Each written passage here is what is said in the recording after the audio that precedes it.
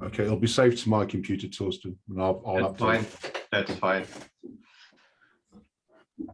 Yeah, hello everyone. And actually, what we want to do is so kind of like just kind of to introduce myself a little bit to the people which might not know me, and probably kind of put it into context. As you saw before on the slide deck, I'm part of the audit circle, like Stephen, and as part of that one, as you probably saw, there is a topic which kind of is collecting effectively feedback, and we thought it would be a good idea to have an after town hall breakout room, kind of to just do a pulse check as such. So kind of like asking you kind of how you are looking on the topic of auditing. So what are your expectations in that context? What do you think is working well, or what do you think is not working well? And what do you actually miss, or what do you need? So effectively 2 topics: what are the expectations which are met, which are not met, and what do you need? So kind of expectations and needs. And if I just can get an open feedback from you guys, that would be brilliant. And then we can collect that. We'll probably kind of like also lead to a little bit of a discussion, but that's kind of the intent of the breakout room. So the way we should do that perhaps is kind of like, if you want to speak up, just more or less raise your hand, and then we more or less kind of run through the list, and that gives everyone the opportunity kind of to air their individual viewpoints on that one. Okay. So who wants to go first? I guess I can go. My name is Blackjack, or Jim, and Hi, Jim. just checking in here. I heard there was some much needed help in certain areas, and wanted to maybe join and contribute where I can. Okay. So did you have any thoughts around auditing in the context of Project Catalyst? Yeah, it mostly surrounded the post funding auditing that was happening, and what seemed as though there's a bit of some are falling through the cracks, and maybe there isn't enough team members in order to keep track of project progress and things of that nature, and in some cases there's just no real contact, I guess, in some cases with some projects. So I think that's probably the main thing. Obviously, there is probably a lot to do there, and I imagine it's possible that there isn't enough framework in place in order to prevent some people from maybe gaming the system a little bit. Okay, and are you reflecting on the CA assessments or on the veteran CA assessments, or both? Can you be? That's a good question. Mainly, it's having to do with the funding itself. So I guess it's coming straight out of Treasury, and maybe I'm in the wrong room then. No, not necessarily. Just like, okay. Yeah. I mean, the CAs and VCAs, as far as I know, those are creating assessments for all of the proposals. But and then those assessments are taken into account, and then the vote happens. Right. But the management on the back end of funding, hitting benchmarks, I guess, for projects, and what's the process for funding and that? Can you get it ahead of time without showing any work? Things of that nature. There seems to be some ambiguity there surrounding that when I talk to different people, and so why not just come directly to the source? So yeah, so particularly after funding, so once people are funded, and you said that there's a lack of team members, no contacts, a lack of transparency, and accountability. Is that what you'd say, James? See, that's the thing. I don't know for sure, because all I've heard so far is just hearsay. So when that happens, then of course I'm going off of misinformation or not full information. So in that regard, it's important for me to kind of get a grasp of and understand just exactly what the framework is now. I guess, and just how it is exactly that we're we're keeping these people or taking them to task having to do with their projects and their progress. I imagine for the most part. You're certainly in the right place for that, because that's what we're talking about here is auditing, and also I suppose the focus of that auditing will be for funded proposals. So I don't want to interrupt Kristen, but because people I'll just kind of add that yeah, that's kind of a symptom of the situation that we're in right now, is that like you don't really know unless you know other people that are actually a funded proposer, like where is the information? How do you know like what progress the team has made? So that I would say that's probably my biggest thing, is that this information isn't public. And we're voting on these projects as voters. I mean, I think it's something that we need to see as the projects progress.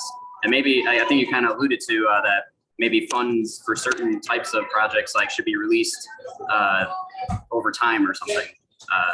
Because like I think you kind of alluded to that, because if you're going for the full amount, like if you're going to break it down into chunks, I mean, do you need it all at once?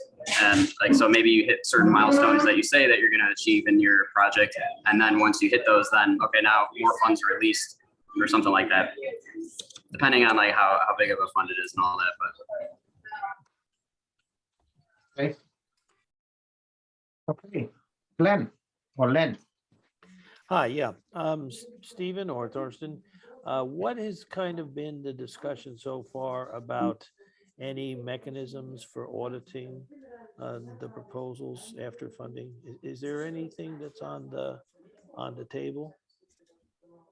well, yeah, well, that's quite a big question, because I can give you, and for people who are new to auditing, I can give you a kind of thumbnail sketch of what we've been working on, say, the past 6 months or so.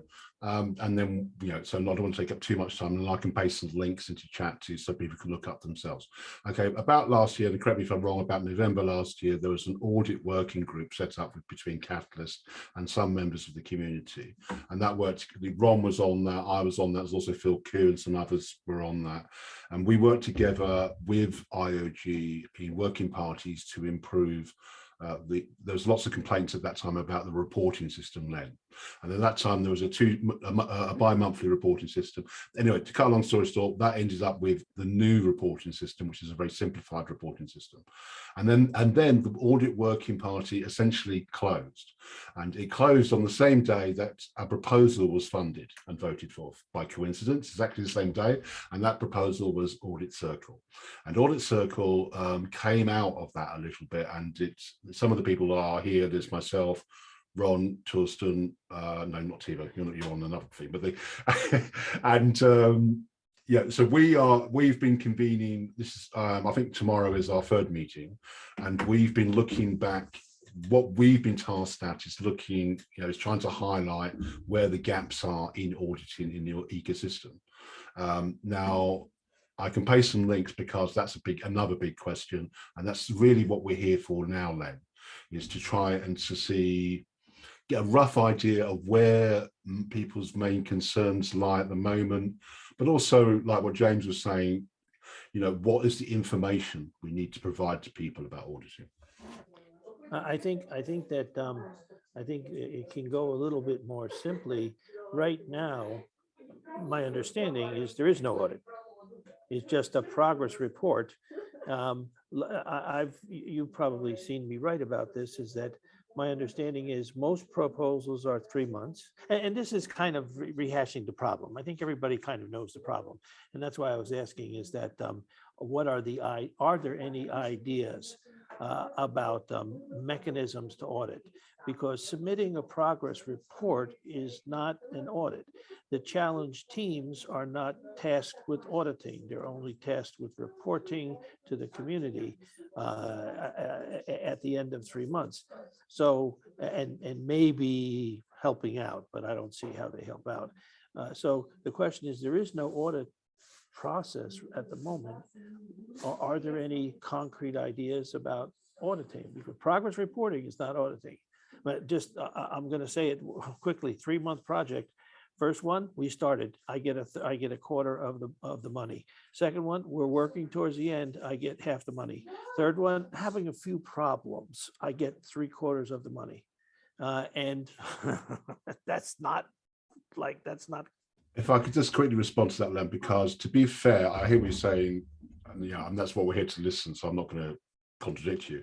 But the another thing that came out of the working party was an agreement to not release all funds until there was a closing report.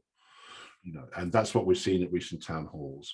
Now, I know a closing report isn't necessarily an audit, but it does prevent people. It does incentivize people to complete their project. Yeah, I mean, thank you, Stephen, but to me, getting 3/4 of the money is good enough. I don't care about the last quarter. I want 3/4 of the money, and hasta la vista, friends. I'll be back next round. And my reputation is probably not going to get out for a couple of funds after that. So to me, the closing report is great, but that's only 1/4 of the money. And for some people who have proposals in for hundreds of thousands of dollars in aggregate, I'll take that 3/4 of it. And I told you, I'm having some problems on the third one. So to me, we're missing audit completely. I know you got a couple other hands up, but I just want to respond to you, Len. I'm glad you're bringing this up because I agree with you that we don't have auditing yet. It's just at this current point, this is like the progress reports is all we have. So that's there's a huge gap that we have between where we need to be. But I think like you're saying, until like you were saying about reputation, I think until we have like a decentralized identity solution that we're tying in to these projects, we really can't have like a real auditing system like that we're kind of envisioning. And so I hear what you're saying about auditing mechanisms, and we're kind of a long way from there, but this is kind of just the beginning of like the community like coming together to think about this and having people like you coming. Do you have auditing experience or? Yes and no, not as a formal auditor. Tivo, excuse me, I see you're waiting with your hands up. Let me just. Yeah, sorry, Tivo. You know, to me, there's a very clear mechanism that Charles Hoskinson outlined on a whiteboard for his governance in Voltaire. Very clear. No need to go any deeper. Middleman of value. He clearly outlined having auditors from the outside world. Who? ISO companies.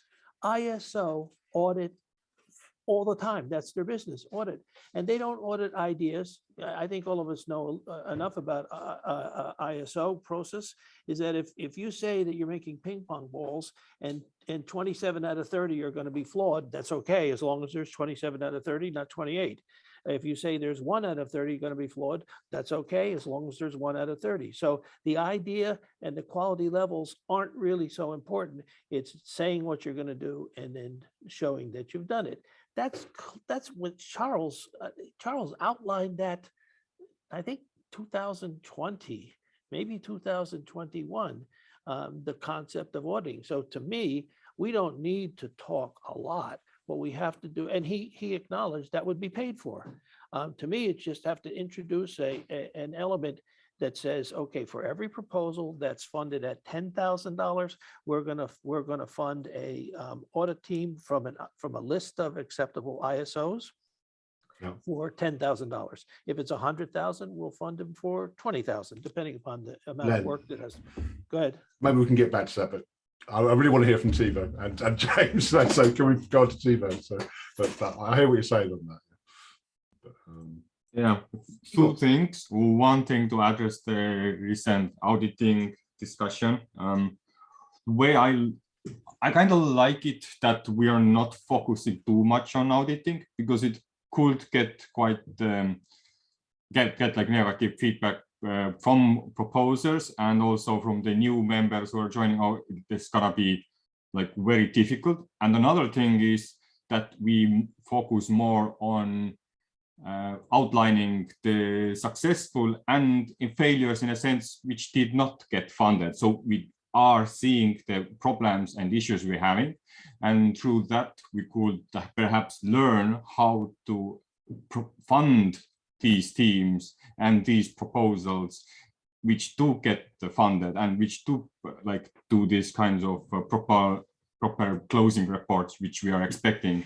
And I think that could like kinda not solve, but ease the issue of like wasting money, what Len might like show.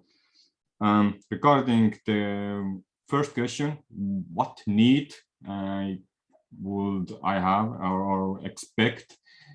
I myself have a bit of agenda behind, but I'm doing a overview Miro board for innovation fund architecture, and I think it would be very nice if an audit group could have one workshop and go through all the stages, starting from insights sharing and ending up with the project finishing, and having like one or two words from every member that what is the competency the auditor should have and what is the activity these the audit members could do in that stage. And this will give us the kind of a heat map of activities, where should we focus, and once it's solved, where we could go next. And yeah, regarding the I like where we have moved, because as Stefan mentioned that we had this KPI reporting and progress reporting, which was at start it was I think every 2 weeks or something, or I don't know. Anyway, it felt like there was 2 reports every month I had to do, and it wasn't really automated, and it was a bit annoying to track. So I always had to have my own system which outputted the report, but at the start there wasn't like mention how it's done, so I didn't do. So first like 2 months I kind of forgot what numbers I used, and then started like redoing that stuff and kind of wasted time. And now it's quite straightforward, if I could say so. So I like the improvement. And now we also have the dashboard, MVP dashboard, which is a lot of information to look at, and I still haven't used the full potential of that. But I do like where this has progressed. Thank you, Thibault. James. Yeah, I kind of think that the auditing should be linked with the scale of the projects, because obviously there's the fund's grown now per round to a level where larger projects can be funded. So the opportunity for someone to game the system, I guess, is great. I'm not saying that anybody should be able to put in a proposal and get away with any amount of money, but obviously there's implications when it comes to people's time to actually do the audit, manage the auditing process. And of course, the idea of auditing becoming more stringent on larger requests for funding might be worth looking at, and then that could potentially allow, because everything's interlinked here, and something that I've noticed, you've got a lot of projects, larger projects, who are having to apply for funding round after round, and good progress can be halted if they miss a funding round. So if we could, develop a good auditing system for larger projects where funds were released on at a sort of achievement level throughout a proposal, then I think there'd be a good case for projects to be funded for, they could make a proposal for a project that may be 18 months rather than 3 months. But if that funding is then broken down and released throughout an auditing process, it would mean the potential for more impactful projects being sort of undertaken through Catalyst, because of course that's going to be a negative for somebody looking at a larger project, to think that you might get 6 months in, miss a funding round, and it could, you know, destroy your whole project, you know, your whole process of the project. And if your livelihood's based on that as well, that ongoing work, it could, you know, it could put people off. So I think actually putting a stronger auditing process, depending on the size of the project, could help more long term for the development of Catalyst. That's just what I want to chuck in there. Because I think you raised some interesting points, so this one sort of recapitulate them, because that's already, it's sort of like it touches on themes that have been discussed in the community, and like there's one thing, particularly something like levels of auditing. Okay, so is it appropriate to audit as much proposals, say either less amounts of money, smaller amounts of money, and then to bring in higher levels of auditing for, say, above a certain amount, particularly when it comes to financial due diligence? And I think Eric Helms has Gap Dow and others have looked at things like that as well, you know, to kind of like have a kind of tripwire on that. And also then relating to another thing that's come up in the community, not just in this forum, but in the CA forum and stuff like that, is the appropriateness of, but for example, the challenge teams, for example, in their involvement in reporting, of having that on a 3-month cadence, you know, so where not all projects are 3 months. Is it appropriate that we have such an emphasis on a 3-month cadence? And is it appropriate for all projects? Is it appropriate to have an audit cycle as well on that way as well? So let's say you're delivering in 6 months or in 12 months, it might be more appropriate to have a different auditing approach to that, particularly if the scale of funding is different. Would you say that they are kind of, is that where you're coming from, James, on that? Yeah, pretty much. I think that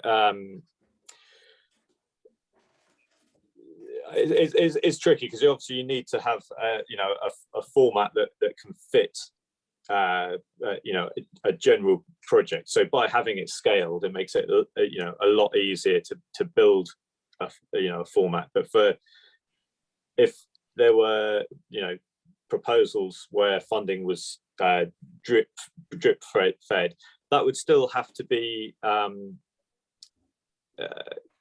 dictated by the proposal itself. Yeah. You know, because there will be milestones to be hit.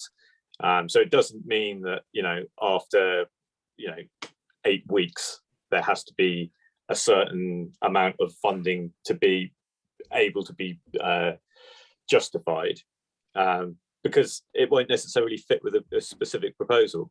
But so I think, you know, as a structured system, as you were saying, you know, a tier of money or time if the 3 months, you know. So there's a kind of, I mean, I think a lot of people agree that it might be appropriate in the future when you get to above a certain level of funding to have more scrutiny. But at the same time, what you're saying there as well, that not everything is the same, you know, so you're going to have, you know, it's also, you know, people are going to have, like, a development project might have different deliverables to another project, whatever the level of funding. And so it won't always be appropriate to be knocking at their door asking for deliverables. Yeah, okay. Right, okay. Sorry, Len. Thanks, James. Yeah, I just wanted to add in one other circumstance. I agree with what you said, James, is that we have a case where somebody puts in 20 proposals at 50,000 each, which is not such a big number, but it's not small. That's $1 million. I mean, that's really where I was coming from, is that we have that example. And so I think there's another dimension, is if a particular proposer has a lot of proposals in, even if they're smaller, 30,000, 40,000, I think that's another one of those different cases, is where a particular proposer, because you kind of keep things under the radar, flying low. Yeah, and sure, small projects don't deserve the same level of scrutiny.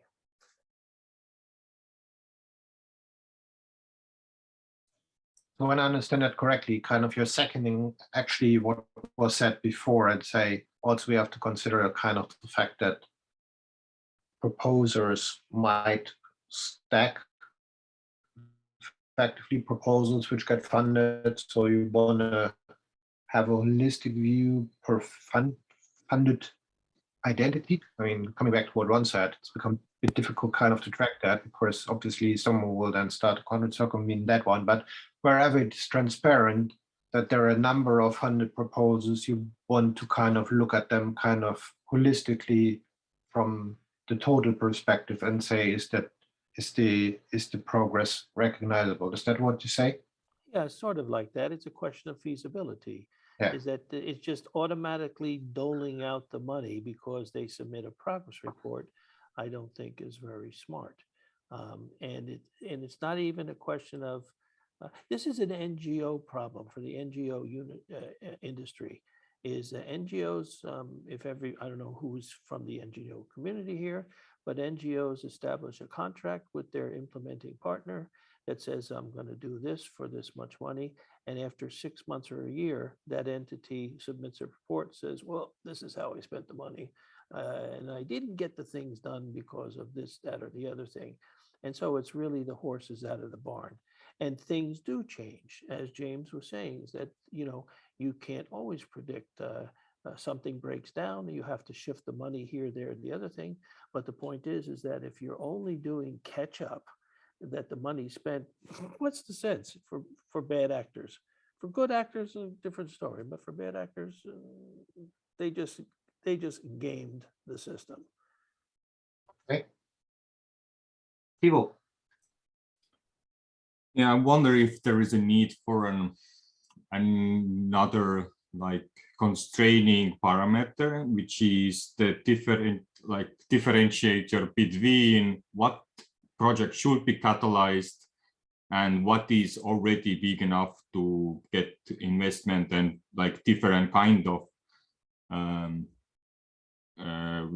like funding.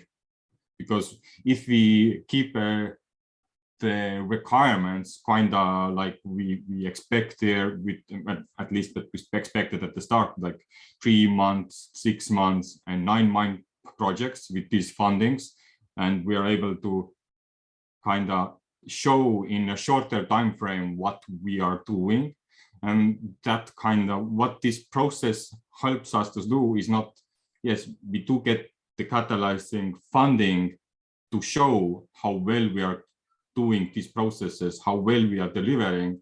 And then we have these next level kind of innovation funds, which are kind of still brewing, like the consortium fund and the C fund, and there is actually hundreds of innovation funds around the world, but not quite like this one.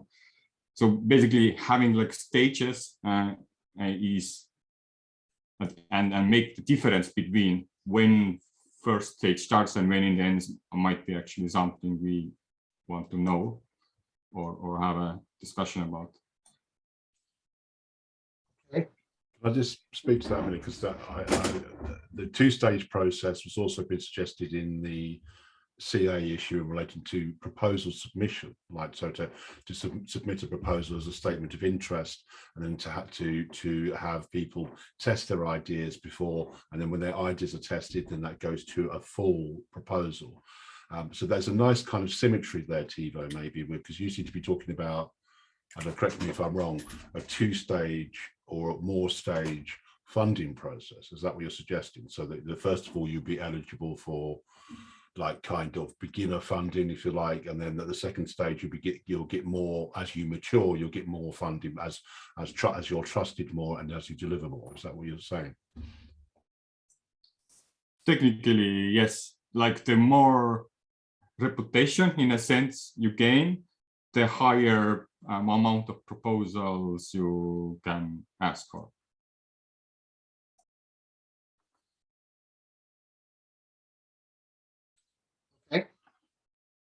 Yeah, Sorry. Following on with Tivo, I think one of the issues, there's several different kinds of proposals. For example, we completed a proposal in Fund 7 that was to produce some contracts. Nothing beyond that, just templates. It was a 2-month contract. There are other proposals that propose what is essentially a business idea. And it would seem to me that part of the proposal requirements is that if you're proposing something that you intend to become a commercial venture, and the amount of money you're asking is somehow proof of concept, that you also address how you're going to fund this after you spend this money. Anybody who has any business experience knows that you don't fund a business for $30,000 or $50,000 or $100,000. If you're developing a startup business, you're in for $250,000, no matter what, how you get it, where you get it, when you get it. You're not going to start a business, even if the idea is successful, with 50,000 or 100,000. So in addition to that, that kind of like qualification, if that's the right word, is that proposers are required to talk about what they're going to do. I mean, this $30,000 thing is going to produce a study or a survey. Okay, that's a one-shot deal. You don't have to talk about follow-on funding. But if it's going to develop a DAP, okay, once you develop the minimum viable product, then what are you going to do? Where are you going to get the money from? How much money you're going to need? And those things those factors are ways of explaining, does this have a chance for success or not? And are these people thinking people or not?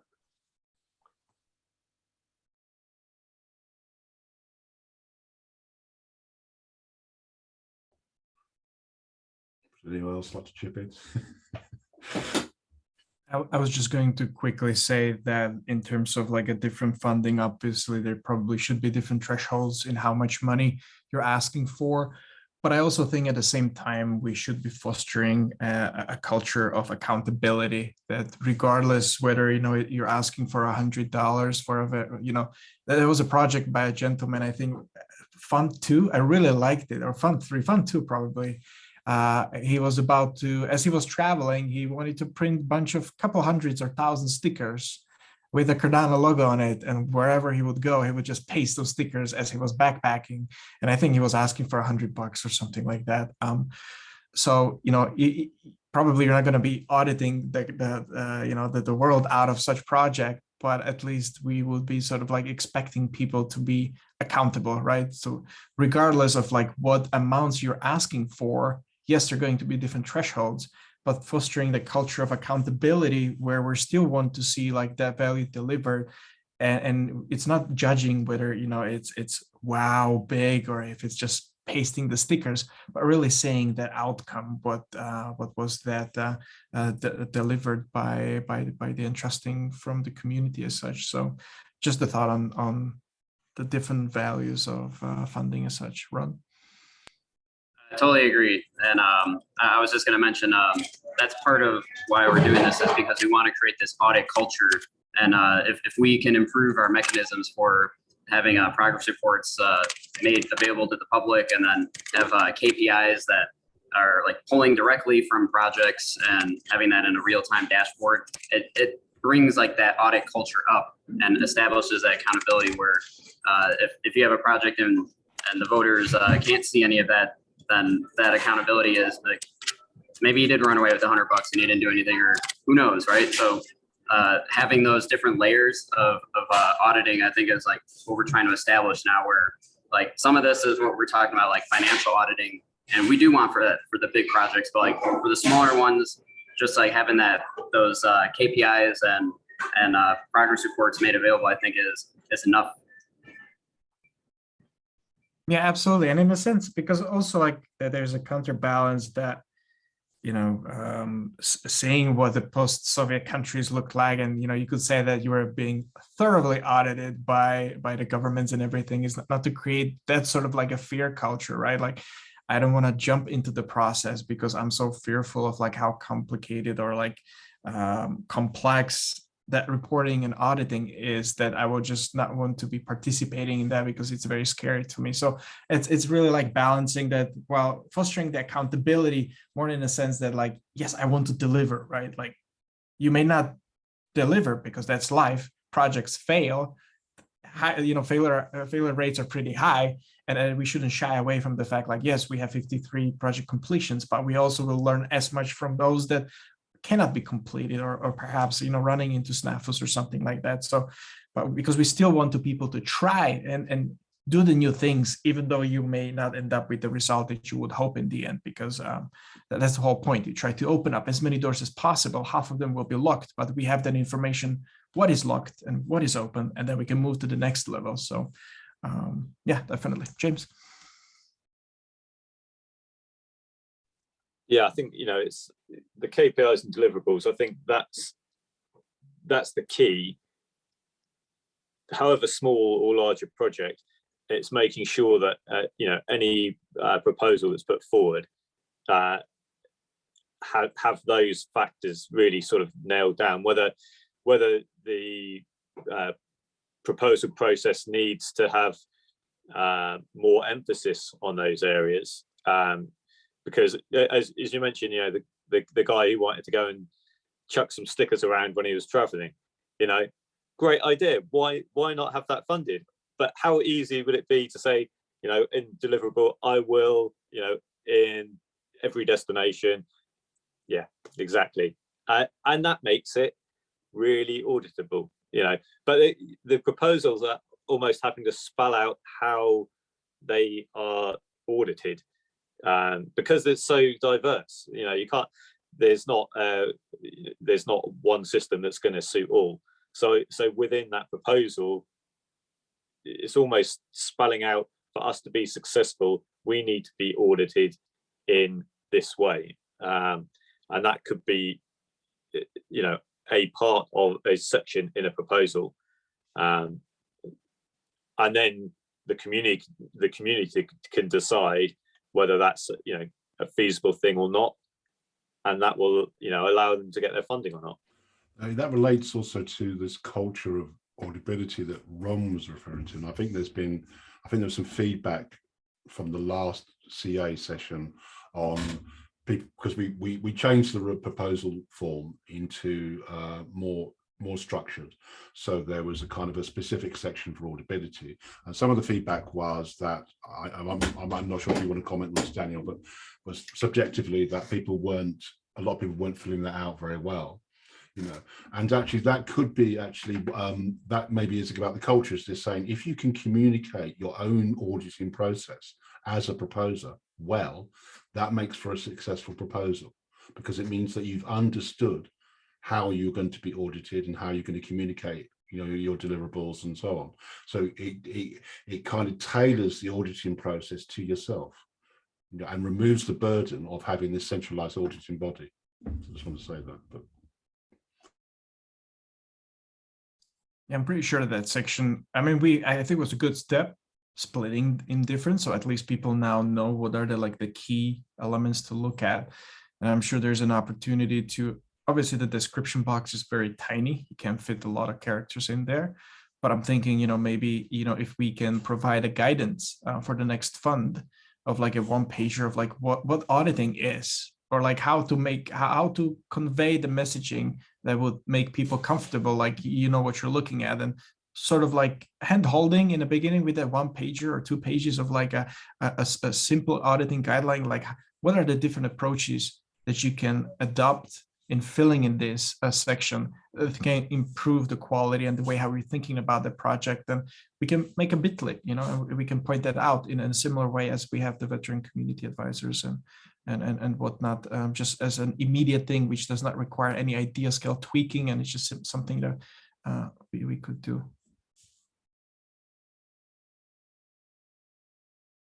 Sorry, Len. Yeah.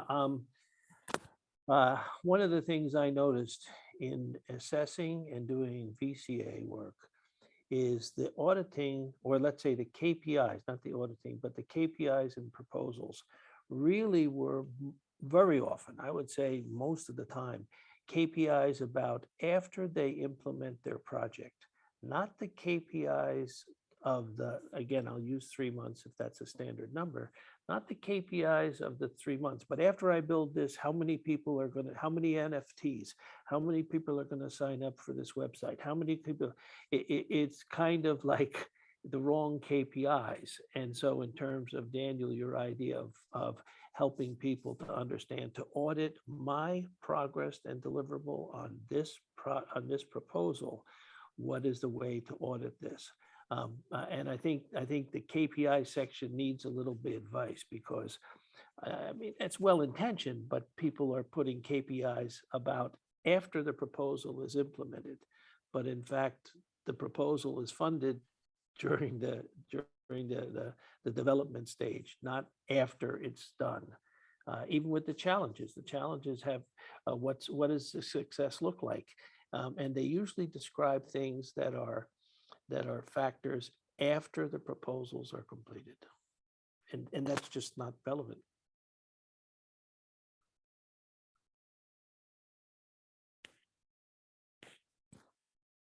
Hey, James. Yeah, hey guys. So the one thing I've noticed just from being on the outside of this and witnessing other people talk about the way to put proposals in, how to go about putting in multiple proposals, basically about the same thing, but changing the wording slightly. Professional proposers, people who have been doing this particular work for quite a while and have found that this is a vein of gold that they can access in some form or fashion. Whether they have intent to complete their mission or not is left to be decided. But it's obvious to me that there was a group of people then, of course, that social media wise then started to distribute that information, you know, in and around Discords and different social media outlets and things of that nature. And it created a problem to where I started seeing it. I'm like, okay, that's not a good idea, but I've got like 5,000 things I'm doing in blockchain, and it's difficult for me to get onto one particular thing. So in freeloaders, we've actually created a liaison, Catalyst liaison role for somebody who is going to be involved in Catalyst in some form or fashion. I can't see a better place to be than auditing right now, as far as that goes. But with the discipline put in place, it's not to discourage people from giving up their or putting in their effort and time into proposing, because as long as there's money out there, people will be incentivized in order to go get it. What it does is it creates, I think, a better culture surrounding the quality of the proposals, the lessening of the gaming of that particular proposal process, and then of course from that leveling up on the actual completion of those projects and how they ultimately benefit Cardano. And that's really the ultimate goal. You know, it's not whether or not we're worried about whether or not we are talking to somebody in a proper way or they're having to check up too often or anything like that. That has nothing to do with, you know, them, you know, completing their task and doing what they were funded to do, right? So I think everybody seems to be on the right page here as far as that goes. It's just the one thing I learned is that, and correct me if I'm wrong, IOG has the docs on everybody that have been funded, but they weren't giving that information to anyone else because of, you know, not giving up, you know, their particular information so that it couldn't be put out into public view, and therefore then kind of hamstringing the folks who were trying to actually audit. And they would send out a request for information and wouldn't get anything in return, and then had no recourse, which seemed to me a bit of a problem, you know. So that's my view on it so far, and I'm glad you guys are getting through this and working through it for sure. James, you mentioned something that you're working on, an organization. Could you drop a web link to that or something? I thought you referred to an organization. It's freeloaders, and what it is, yeah, and I could drop a link in there for sure. It is great, a community oriented. Yep, no problem whatsoever. Thanks.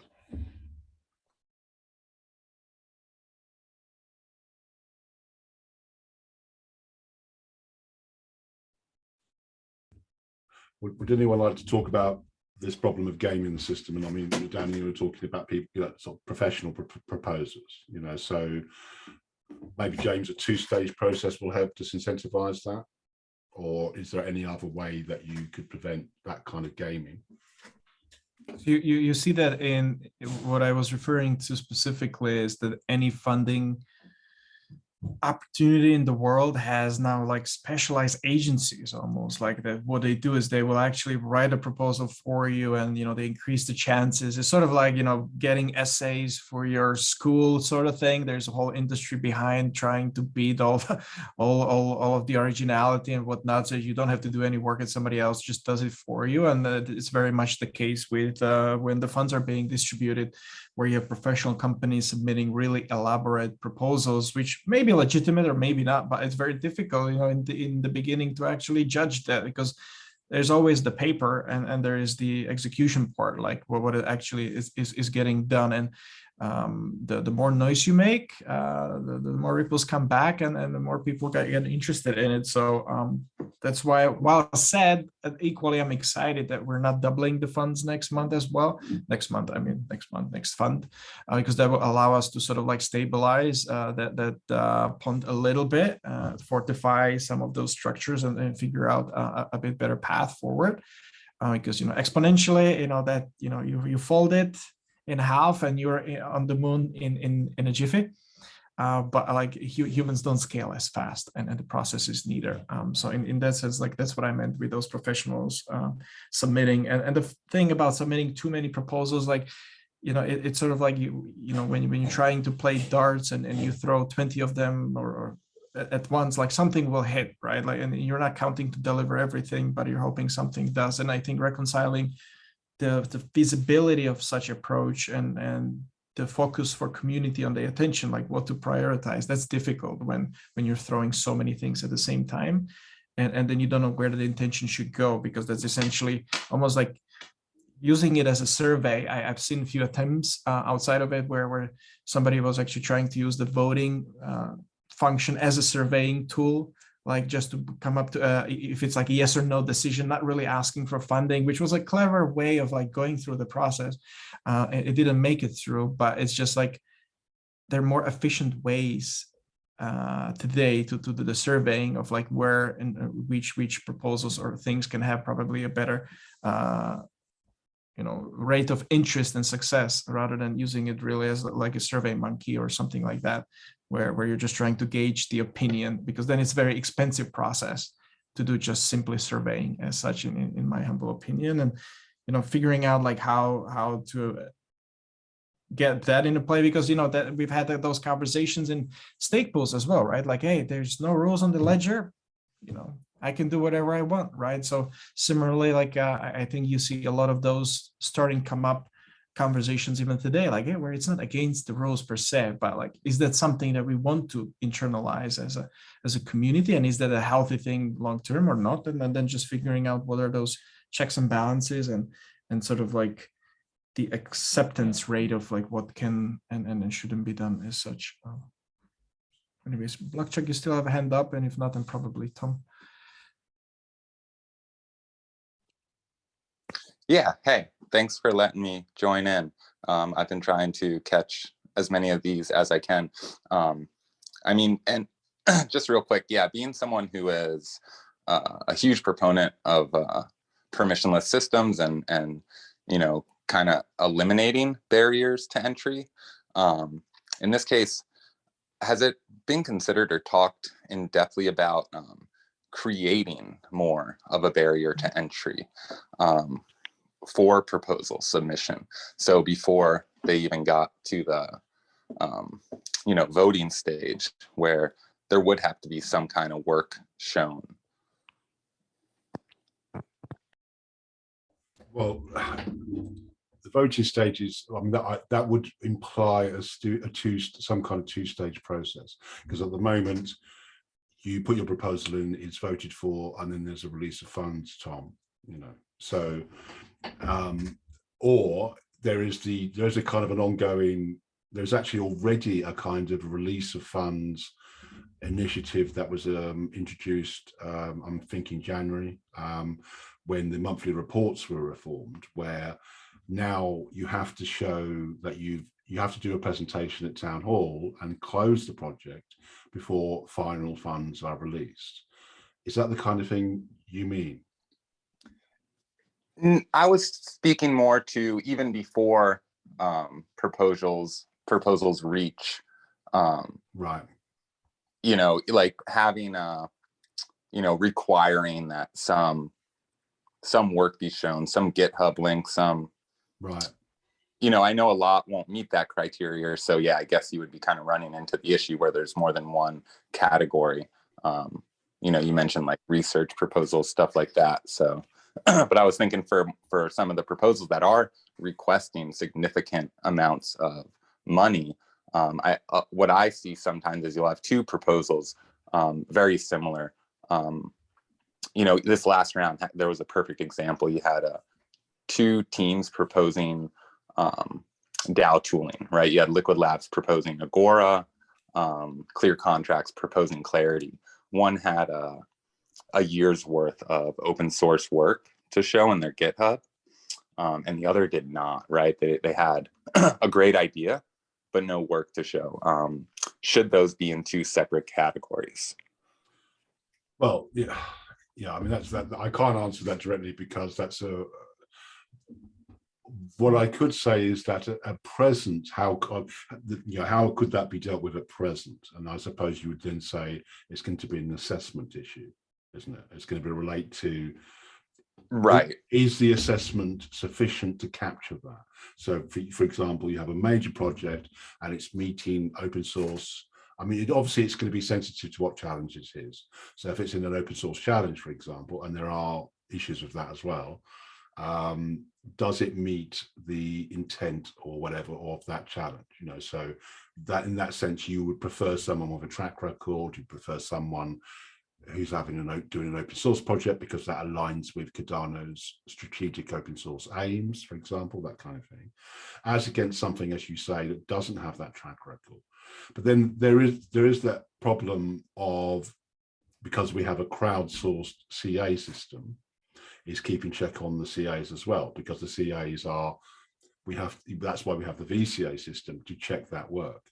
But I think what you're getting at is something much more structural. So you actually put something in place where people you have some due diligence have to do and done up front. Is that what you're suggesting? So you have to say, this is my track record up front. Yeah, like a reputation system basically, or have some kind of qualifying material that you can show that you can deliver on what your project proposal is. Yeah. Maybe there are 2 tiers or something, like if you have delivered before and you can show that, and then if you're new and you don't really have a track record, maybe there are 2 tiers like that.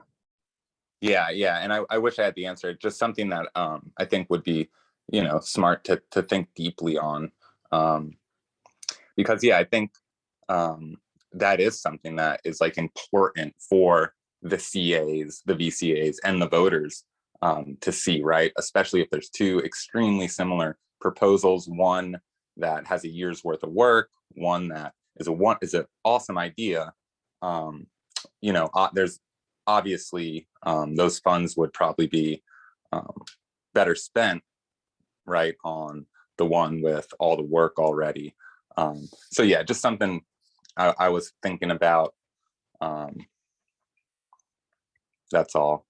Yeah, I appreciate all the. Yeah, and the only other thing I've seen, I'm not sure where the discussion document is, maybe someone can paste a link, but there is a discussion document somewhere, I think it's for CAs on the last fund, where this idea of a 2-stage process has been mooted, where you have a first stage statement of interest, where some kind of due diligence possibly could be done. And then once that may be even apportion some funding, Tom, that you might even get a little bit of funding for, you know, but it wouldn't be a great deal. It would just be demonstrate your ability to communicate your project, to demonstrate that you can actually maybe say what you're going to do. And then once you've passed that threshold, then you get into a second stage which admits you into the main fund. That's what's been suggested.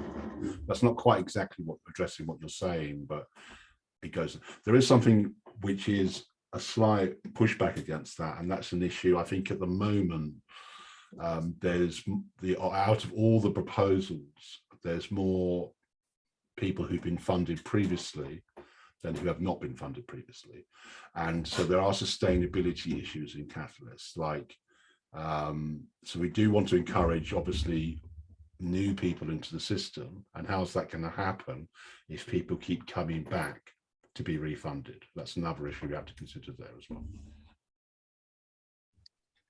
Right, of course, yeah. and I was thinking more towards like not a reputation. I think that's good. I think that is definitely necessary as well, but just like the beginning of work, because I think a lot of times we read these, or at least I read these proposals, right? And it sounds like there's a team already working on it, right? Like they have not only this idea, but they actually have it spec'd out, right? They might even have some code written, you know, documentation, something like that.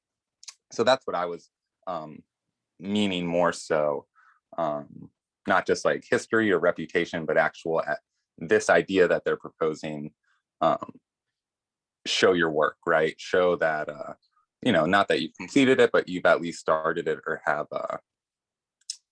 the ability, right, to complete it. Have some sort of evidence to show. Right. But it would create a larger barrier to entry, I think, as well.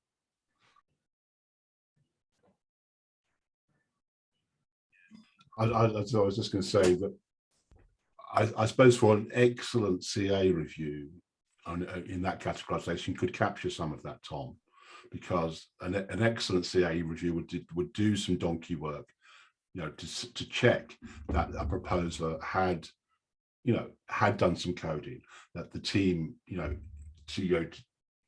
check that they had some sort of track record, if that was relevant to the proposal. So it can be captured by the current process if the current process works well. You know, that kind of, you can make a distinction between a team that hasn't done anything and so you can, let's say you have two identical projects. One project is fully open source and they have a track record, they're known in the community, and that is verifiable. There are problems with what that means, I know, in this era of DID and all that, as against someone who's just is completely fresh, and maybe not open source, you know. So there is that kind of thing that could be captured. I suppose there's always that danger of privileging players who are already in the system. I suppose that's the danger there, though. But you know. Yeah, agreed.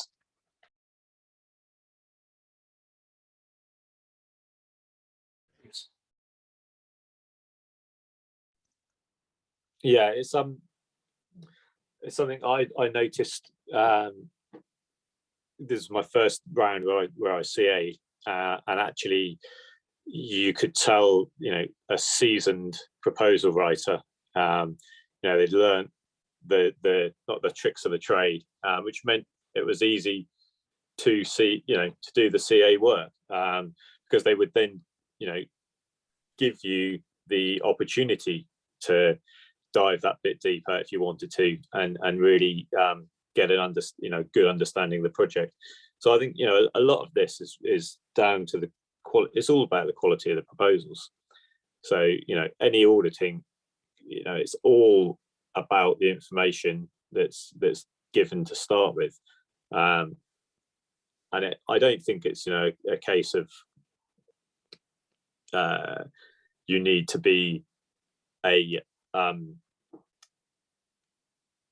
sort of professional proposer, right, or have learned the system, but it's just making sure there's enough. I've not proposed myself yet. I'm sort of considering it for the next round, but I've not looked at that system, because if it, you know, if enough emphasis is given to any sort of potential the proposees on the importance of the information they're putting into that proposal, the details. You know, I read several proposals where they, you know, I'm not particularly technical, so I was looking at things that were away from the technical side. And you know, for example, there's a couple of proposals I read where they were talking, for example, about some merchandising, and they state what they were trying to do. And, you know, it might be a great idea, but they didn't give you a number of this particular merchandising they were trying to create.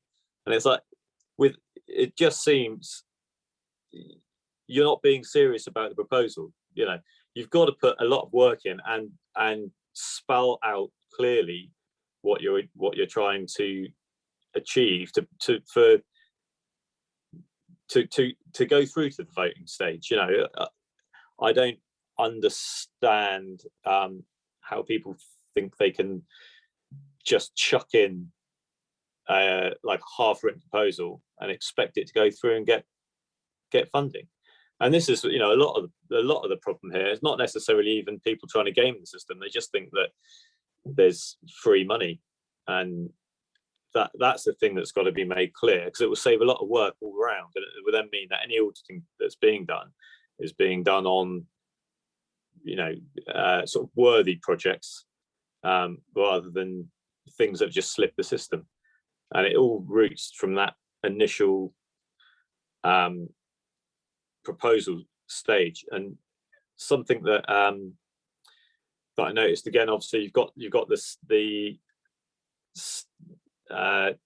different. I know it was a bit of a different system this time around because of global events, but there were quite a few proposals that missed out the feedback stage and just went in with a final proposal. Now, fine, if you're on an ongoing project and you're just going in for a continuation of funding, that's kind of okay. But I think for all new proposals, there should be that feedback stage, because that in itself would address a lot of those problems.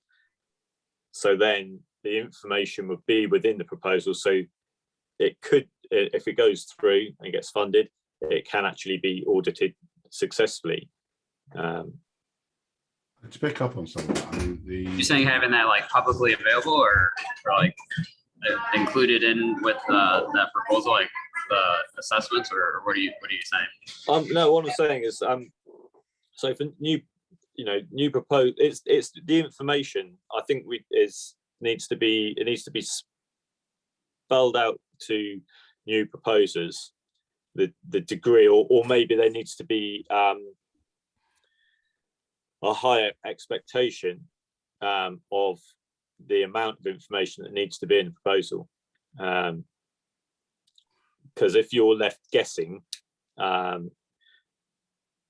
a CA, then if it goes through and gets funded, how are you going to audit that? You know, if there's deliverables that haven't got, you know, specific enough targets, you can't audit it. James, you were also referring to, well, correct me if I'm wrong, to the feedback challenge kind of section where, like Town Hall, Danny says, you know, get out there, comment on the proposals, and that hopefully will give some feedback so people can improve their proposals before the proposal is locked. And definitely, that's subjectively, Mark, I think that kind of ebbs and flows with different funds. You know, some funds maybe it's more active than others, and but also other feedback I get from some proposals, it's not necessarily. It's also, you know, there are some people are better than proposing than others. It doesn't, and also there is I think a lot of that where people maybe they can deliver actually, and particularly where I've had conversations with developers where they may not be very good at project management, they may not be very good at expressing what they're doing, but they can develop. So what they need is help with project management. They need help with framing and communicating their ideas. And increasingly seeing some of this, and hopefully that is actually an opportunity, by the way, for people in the ecosystem. you know, to go and help developers do that, to communicate what they're doing and to project management what they do.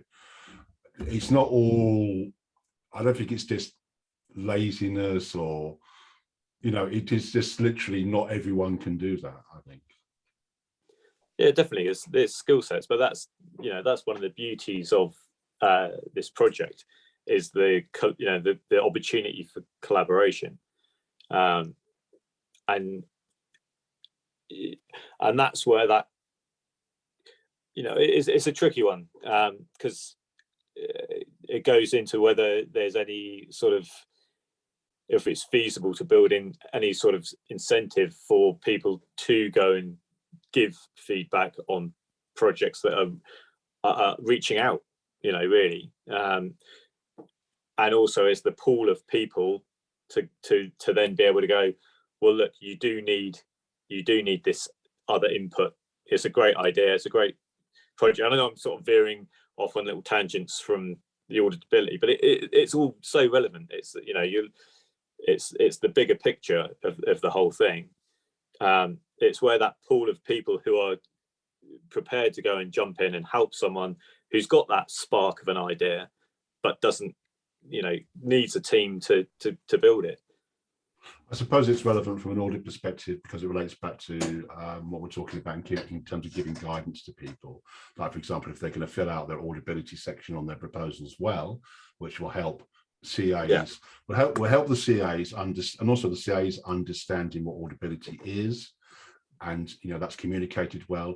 Also, auditability being specific to a particular proposal, because there's not one rule for everything. There's little tweaks in terms of what people have been delivering, and, you know, so that kind of thing. In that sense, the proposal stage, yes, it's relevant to the funding stage, because, you know, how you frame all that will make it more easy, hopefully, to deliver auditing once the proposal's been funded. Yeah, exactly. And then and that's the thing, is, you know, it's that knock-on effect through the whole process. The sharper it can be to start with, the less input is needed through every section. You know, if it's a well put together proposal, the CAs were going to be able to do their job a lot easier, so they're going to be able to then do their assessment well. So then the VCAs are going to be able to check the CA's work a lot more easily, and so, you know, the whole energy through the system, step by step, it actually starts mounting to a much bigger than its single part. Yeah, totally. And I think that's how, I mean, that's why it was designed in this way, where if you did put in a proposal that's kind of half put together, going through the assessment phases, it should kind of weed those out. And then, like, they would get that feedback where, okay, you're missing this, like, it's just not put together well enough, so that if, hopefully, I mean, they would get like a lower score, so then voters would most likely not vote for that, and it wouldn't go through. But then they would take that feedback and then come back on the next fund with a better, well put together proposal. But yeah, agreed. If you don't have that project put together the right way, how are you supposed to audit that? I mean, so that's kind of what we've been talking about, is to improve our auditability, we need to have the data available, so that, like, what are you, like, how are you delivering on your project? Like, we need to see that stuff. So that's kind of like our first goal right now, is to get there. Thanks. This has been a really good conversation, guys. I actually have to run, so I'll see you guys all tomorrow. Hey, Stephen, Thorsten, thank you, everybody. Yeah, thanks, Danny. There's a hand up. Hey guys, it's just Obviously, tools need to be put into place for CAs and BCAs in order to be able to monitor and manage the process of getting proposals assessed, and then, of course, to the back end of it once it's funded, just exactly what we're doing in order to keep tabs on the whole thing. And it sounds to me like now we really don't have that in place. And I'm just wondering, just exactly as far as best practices go, is there a team that is put together that is putting those ideas into place in order to ensure that, we keep from losing credibility within the ecosystem as to how it's being managed. Because ultimately down the road, if more stories come out about, things where people have gamed the system and gotten away with it, credibility will start to be lost or eroded, and it'll create a problem long-term for Cardano. And we all know that, and there's no proof of this obviously, but there are larger entities with larger wallets that are pushing some projects and making them happen and downvoting the projects that are against them or running in that same particular category. And okay, whatever, however that works, it's just the way the game is played. But at the same time, the CAs and the VCAs and maybe the back-end auditing team need to have a little bigger bat. I don't know how else to put it. I'm a sports guy by trade, so something that can make sure that there is some lesson to be learned from attempting to game the system when it comes to the funds coming out of or for Cardano and its projects.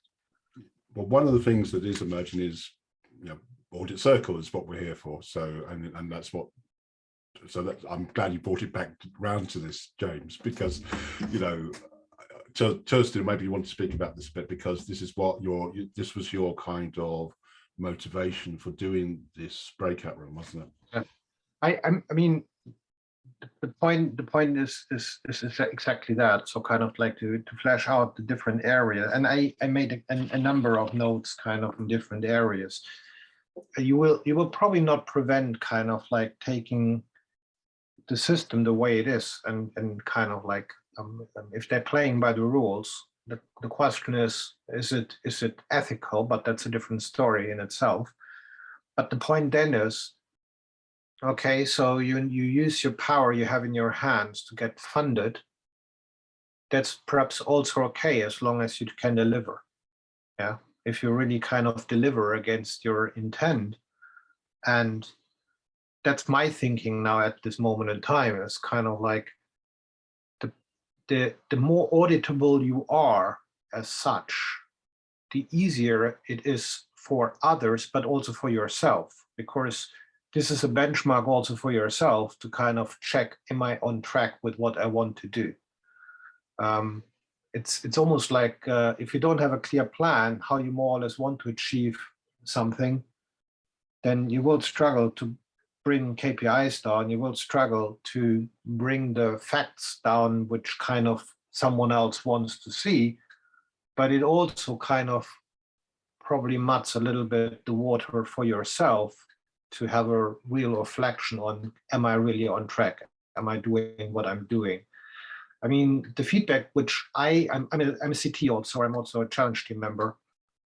And at the moment, kind of like when you ask effectively the funded proposers, so how are things?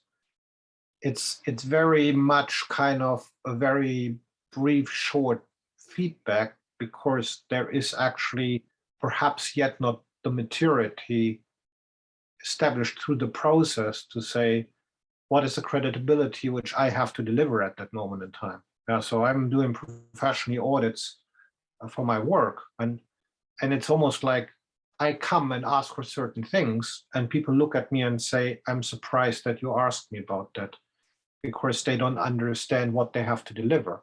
If that's crisp clear, then auditing becomes quite clear, because the first thing you check is what you have to have, is it there?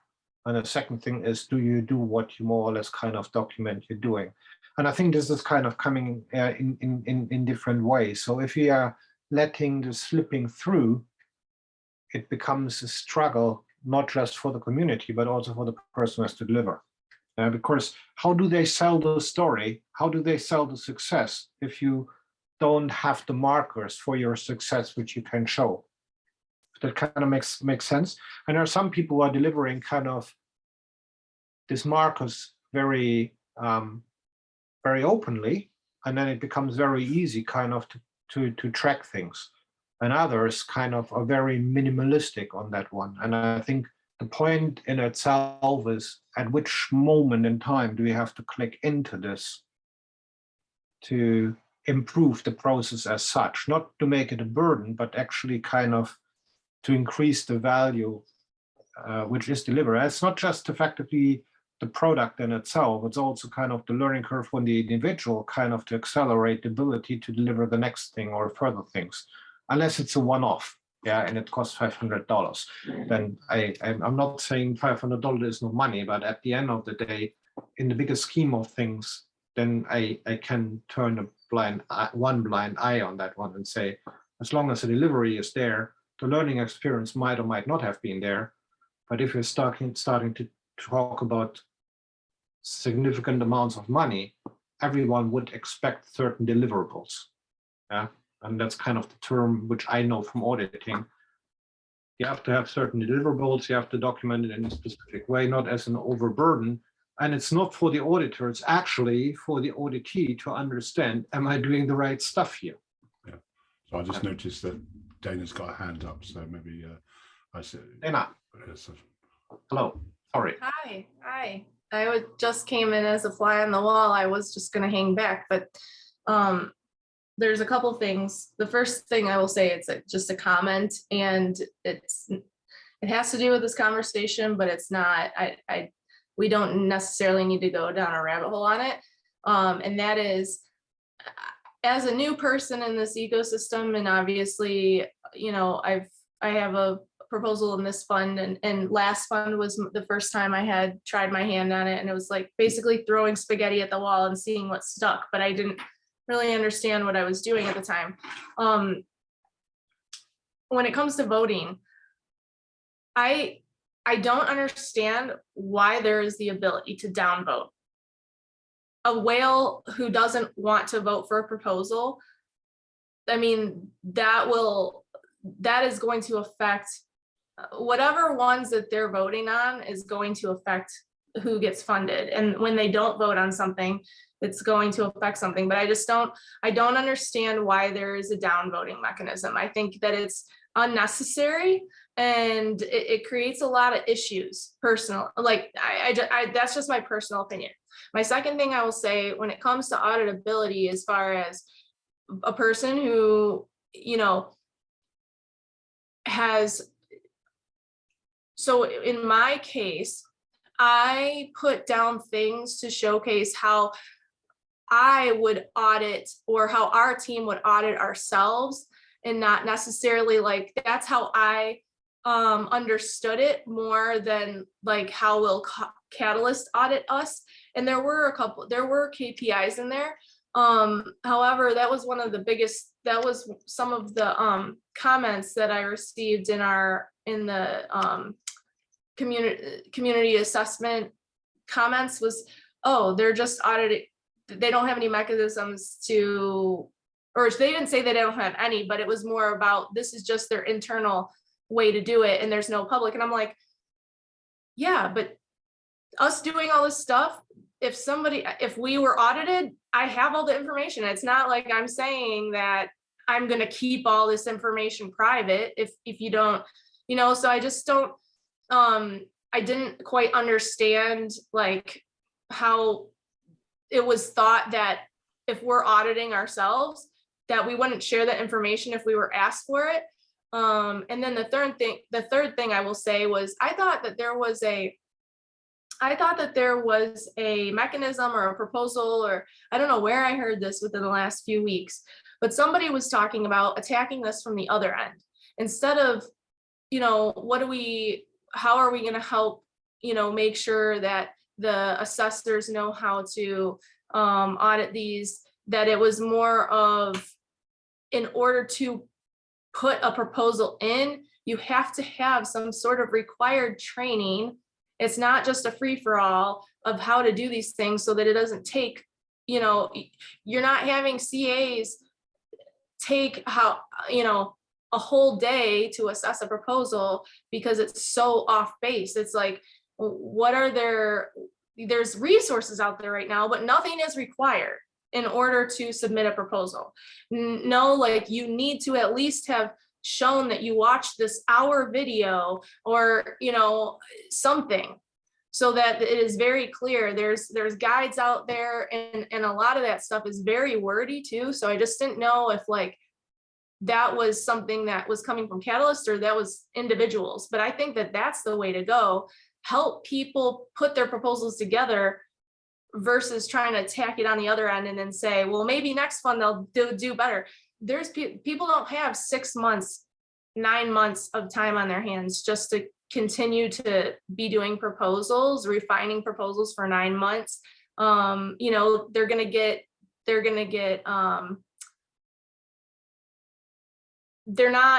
gonna leave feeling like defeated is the word I wanted to say, and then they're not gonna come back. So those are just my comments. Yeah. I think that's great, Dana. You picked up on a number of themes. If I could respond to some of those, if the first of all, that I go back from what you mentioned last backwards, maybe like you referred to the time to submit proposals, and that is that about that sounds like the cadence of submitting a proposal. Like you're new to the system, you have to learn, like you're saying, throwing spaghetti at the wall, learning how to do a proposal. And then you have to wait for the next fund to come around to resubmit, and it's like a learning exercise. And then, or is it, there's that issue, but then there's also the issue of how long is your proposal covering? Is it 3 months or 6 months or 12 months, that kind of thing, you know? So, and then working back on, you're saying on the training side, the required training, I think that's been discussed in the community in relation to community advisors. I think there's been discussions about requiring community advisors to have a certain level of training in order to do an assessment. I'm not sure if it's been related to actual proposers, but but then you touched upon the wordiness of everything. This kind of which I kind of like you relate to, because I do a lot of documentation myself, but there is also the issue of documentation is fine, but then there's also communication, isn't there? It's like to actually get things across clearly to people in a succinct way, you know, and a clear way. And maybe that also relates to what you're talking about in terms of how you feel you're assessed in relation to, because you seem to be saying that you did your proposal and you communicated how you were going to audit yourself, okay? And so maybe there's a communication issue there between how you audit yourself and how the CAs see that, and maybe it's a training issue with this, how, again, you know, consistent. It's not necessarily about consistency, there's a certain amount of flexibility there as well, isn't there? Maybe, you know, would you say, is that some fair points? I can't really speak to the downvote because that's not so. Yeah, and that's not really an audit issue. That's just a comment I want to throw out there, because I just think it's not helpful. Like, I know that people can collect data on that, but in a system where we're supposed to be building each other up and helping each other get better for the next round, that does not help anyone. Did you feel there was I feel the downvotes are not needed, because if a whale doesn't vote on something, then they're not going to have that power, or that proposal is not going to have whale power behind it. The ones that they do want to vote for will have whale power behind it. I just don't understand why, you know, this is like the same thing, you know, in the United States, you have an election and you have one guy who got, you know, a lot of votes from a lot of little people. And if you can just have a guy who is a whale go and downvote, you know, a mass majority of people, it's just like, even if they weren't going to win in the first place, do they need to be kicked while they're down? You know what I mean? You're talking about, I mean, what really interests me was the audit, going back to auditing, was we talked about how you expressed how you're going to audit yourself in your proposal. Yeah. Did you feel that that wasn't understood by the CAs? I think a little bit, because I did have KPIs that had numbers attached to it, but then like, I was more saying like, okay, we're going to use Asana as our project management tracking. We're going to have weekly Scrum meetings. We're going to have, you know, recapping sessions. And the way that I worded it, I guess it was just like, oh, this is just your internal auditing. I didn't know I had to make it clear, like, yes, if we're ever asked for these things, then of course I will make them available. You know, it's not like I'm trying to get one over on Catalyst or something. I think the only thing that I can see, I think that's great if you're going to, because if you're going to say about auditability, one of the good things you can say is how you're going to how you're going to maintain auditing of yourself, like for example your use of Asana and your Scrum meetings, but also you have to say what you're auditing, like what is it you're going to report back on. Maybe was that what they were talking about? Because we also had like, a KPI was we will achieve this much in sales across this many people, this many new wallets will have been opened, type of thing like that. So maybe it was just the assessor, but the auditability one, and then also in the challenge, like when you go to the about section for each challenge to understand like what is required to be put in there, some of the challenge setting about sections or some of the challenge about sections are very confusing. Like it doesn't seem like there's a standard structure for that. Like it's just kind of a free-for-all, because there were some challenges that I was thinking originally from the title, oh, I'm gonna submit in there. But then I went into the about section and I'm like, I don't even know how to approach this now, because what they're asking for is not what the title seems. I don't know. It was just weird. Yeah. Do you think that because they introduced that new structure to the Fund 8 proposals, it's now you have structured sections. Do you think there should be something like that for challenges? Yeah. Yeah, I definitely think so. And that should include, for example, consistency of what people. Because that'll help with the auditability section too, Right. Because here's the thing, is that I think when people are putting in challenge setting, they're putting in like, oh, this is the KPIs that we would see. But when I look at that, I was getting confused because I was thinking that's what they're at. That's the KPIs they're asking me for. And it didn't make sense to me. So like they're putting in KPIs for a challenge setting proposal, like to get their challenge as a challenge. And they were putting KPIs in there, but it wasn't related to the proposers who would propose. It was related to the challenge, which was very confusing. It's funny because what you're saying relates back partly to, I think, what James was saying earlier about communication, good communication, because it would be in an ideal world, the challenges would be consistent. Okay, but they are in this context of catalyst innovation, they're not. Why? Because challenges are set by the community now, and we are in an evolving situation where at the present we don't have consistency across challenges. There's also the issue of there can't be complete consistency between challenges, because challenges serve different ends and outcomes, of course. But how would you respond to that, James? Because if you're putting a proposal in, right, imagine you're putting a proposal in and you're speaking to the challenge. That's part of what the proposal is about. Your proposal has to be relevant to the challenge. That's part of the structure, isn't it? And you're saying, I'm following this proposal is meeting the challenge in this way. But if the challenge is not set very well, do you see why you're going to get CAs second guessing you, aren't you? Because the CAs will look at the challenge, as you say, Dana, and they'll think, well, what does this mean? And there'll be maybe some confusion. Do you have any thoughts on that, James? Well, something that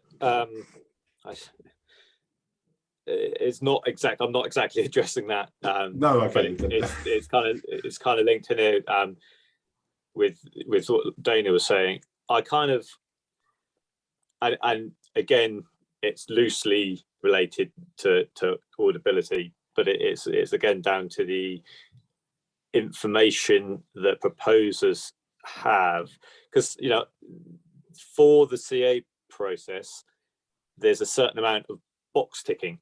So you can understand, as from doing this CA round, now I would feel a lot more comfortable proposing because I know what CAs are looking for.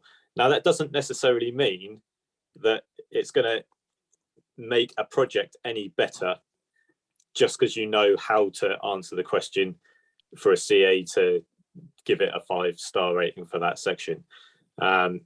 And it's making sure the proposers have got the clarity about what information or the way the information needs to be presented so that they don't get downgraded for exactly the same project. And again, that's all down to the amount of support that's available for proposers. Because I mean, I don't know, Dana, you were sort of, from what I understood there, you know, and this is something that I've thought, you know, through the CA process. Yeah, I'm jumping on. Yeah. People put a lot of time and effort into producing a proposal, and if they, you know, are, and I generally forget about the bad actors, because I'm kind of quite a positive person. I keep coming across all, you know, every sort of turn there's someone gaming the system, and it just blows my mind, because, you know, it's not where I'm coming from. So, but there's a lot of people who are not in that camp who are then getting penalized and putting a lot of time and effort in, and it's all very well to say, well, that's great, do it next fund, but that's a chunk of time. You know, people have still got to pay their bills and live their lives. No, and I get it. And actually, I totally lost track of time. I am supposed to be in another meeting right now. My business partner just came up here and said, "Are we jumping on?" So I've got to, but I'll come back and listen to the recording, because I really want to hear the rest of the conversation. And I didn't mean to be a Debbie Downer when I came in here. But yeah, no, I think that it's needed. I think that there needs to be something more for proposers, that they need to go through some sort of a course or a video before you can propose. You know, before you can hit submit a proposal, you have to watch a 30-minute video, you know what I mean, or something like that, just to make it easier. But I have to jump off. Thank you so much for your guys' time, and I will see you later. Thank you. Bye. Bye. But so, I mean, because I know there are obviously things that, you know, there's different bodies who've put in proposals and provide training for people. It's whether, and it gets tricky, because I know, Tevo, you do training, don't you? But where it's a community funded and driven thing, where do you get to the point where you go, well, actually, this, you know, these people who've been doing it for X number of funds are now official, and so all traffic gets directed through this route. So then you know that people are getting the same training, the same information, you know. So then it becomes that the people who are providing that training become an integral part of the Catalyst process. Their funding then doesn't have to be proposed for, it's just part of the system, and then everything sharpens up, because the people are gaining the same information. So if you have to, I mean, it's hard to say someone has to go and do a course to propose, but if they want to understand the best means, as long as they know that that option's there and it is an official part of the system, that starts. The problem with this, with where we're going, official part of the system, consistency, centralization, totally. Bureaucracy, centralized bureaucracy, a elite class who do work. That's what we're trying to get away from here. I know, it's really tricky. I know. Yeah, so I'll just leave it at that. Obviously we could talk a lot about that, but I know. Yeah. So Torsten, you had your hand up. Yeah, I actually had a question today now, but she left. I was just thinking, kind of like, I can relate to the spaghetti on the wall, and sometimes when I came into Catalyst, it was like coming back to university. You use the first semester to figure out how the system works, and then the second semester you actually start getting things on track, and the third one you hopefully are running.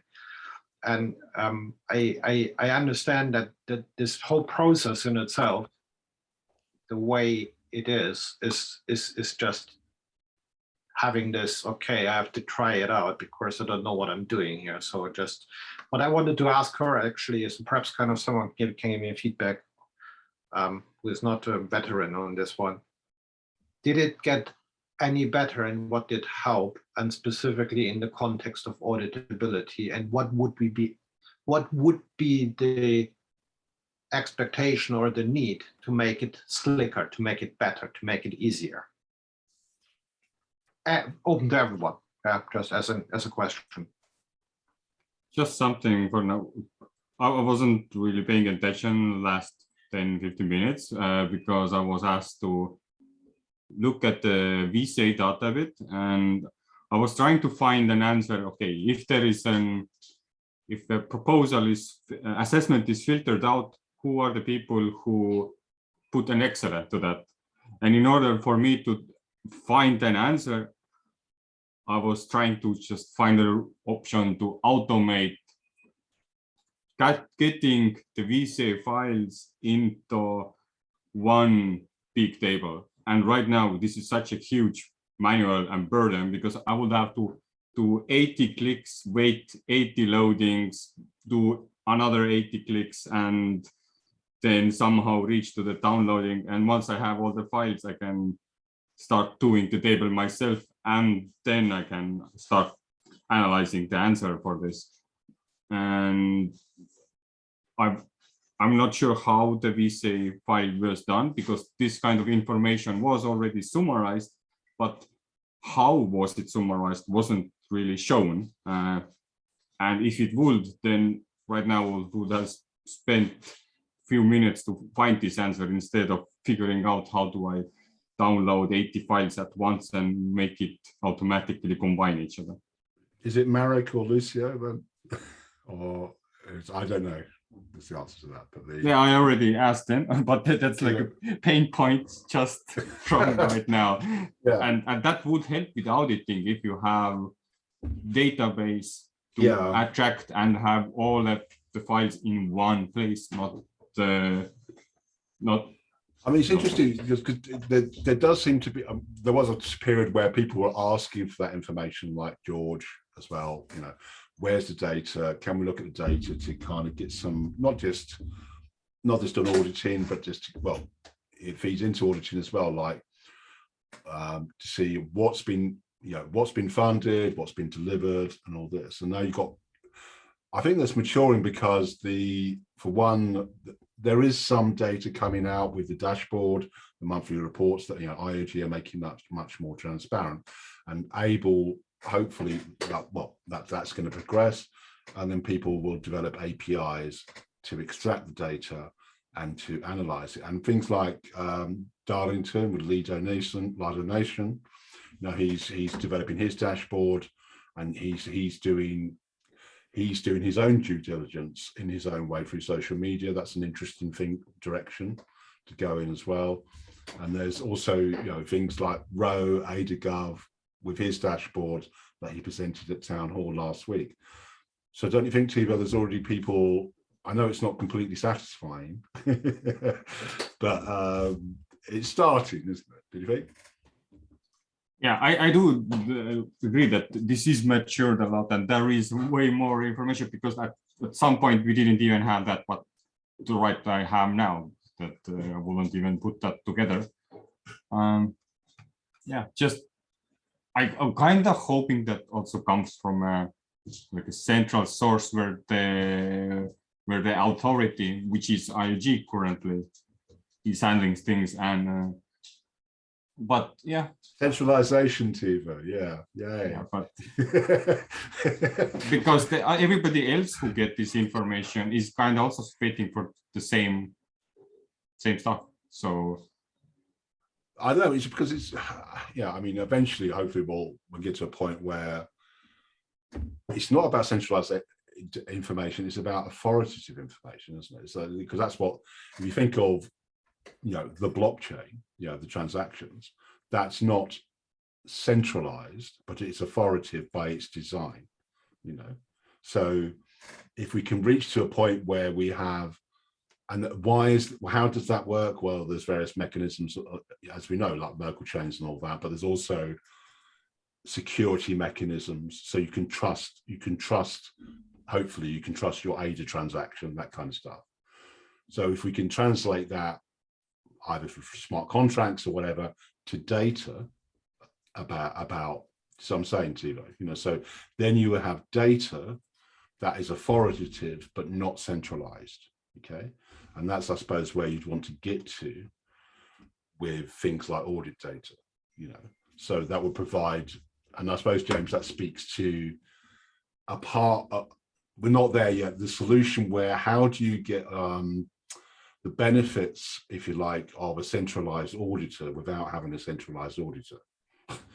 Yeah, one aspect of that is having a decentralized platform, or a platform for the data. So that's not, so then anyone can access that. And then hopefully you'll have, if anyone can access data, then people will come who are good at doing that. Hopefully. Yeah. Yeah. Oh, it is 20 minutes to 8. I know. It's one of those long sessions, isn't it? Yeah. I don't want to cut anyone short.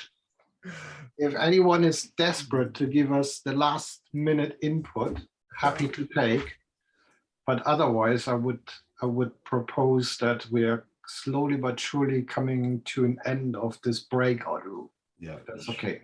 Should I stop the recording now? And yeah, wait. Is there anyone who have to raise their hand because? No, I'll take that as a no. Okay.